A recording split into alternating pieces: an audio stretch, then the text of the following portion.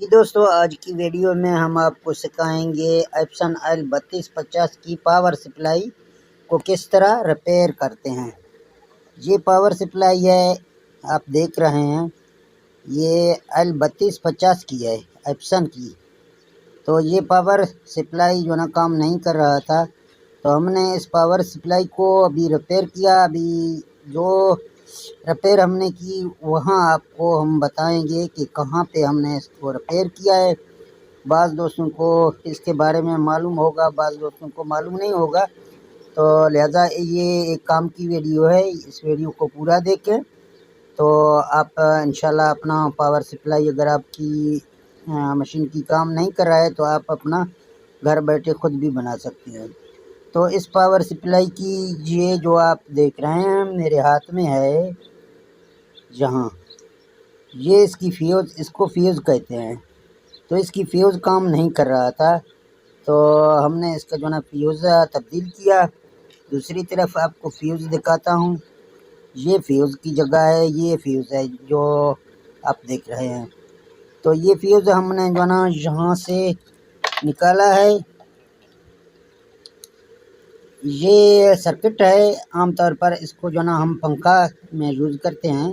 ये जगह पे ये इसका जो ना फ्यूज़ लगा है, तो ये फ्यूज़ हमने इससे निकाला है। अभी जो ना ये फ्यूज़ हमने अपने पावर सप्लाई में लगाया है। अभी हमारा पावर सप्लाई ऑन हो गया।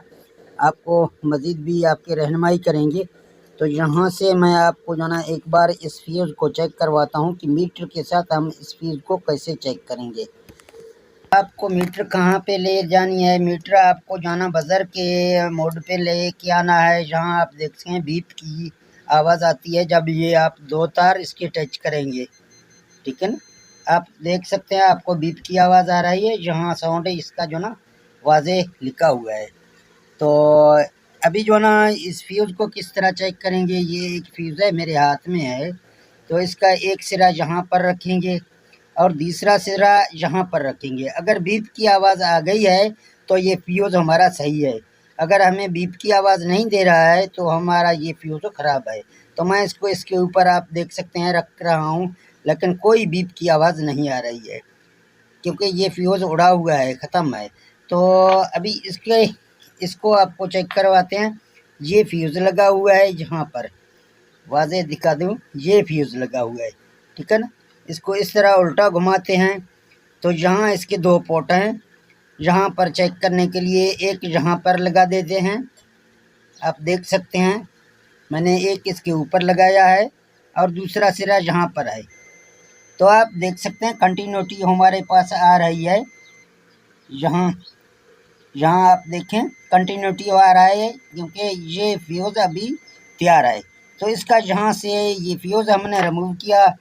ये एप्सन L3250 की जो भी आपके साथ पावर सप्लाई होगा, इसका जो ना यहाँ पर एक लगा होगा फ्यूज़, इसका फ्यूज़ ख़त्म था। तो अभी इसको जो ना हम यहाँ से 220 वोल्ट यानी पावर सप्लाई देते हैं और यहाँ से आपको इसका दिखाते हैं कि अभी ये कितना वोल्ट यहाँ से निकाल रहा है।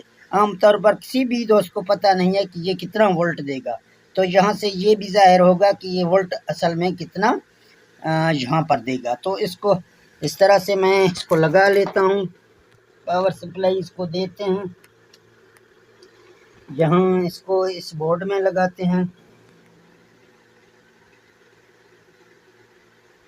तो आपके सामने मैंने जहाँ पर लगा दिया। अभी हम मीटर को आप कहाँ पे रखेंगे, यानी मीटर को आप यहाँ रखेंगे 600 वोल्ट के ऊपर, ठीक है ना, 600 वोल्ट के ऊपर।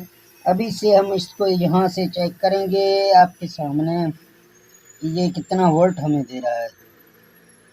आप देख सकते हैं 242 वोल्ट है यहाँ पर हमें अभी जो ना 43-42 वोल्ट हमें जहाँ मिल रहे हैं।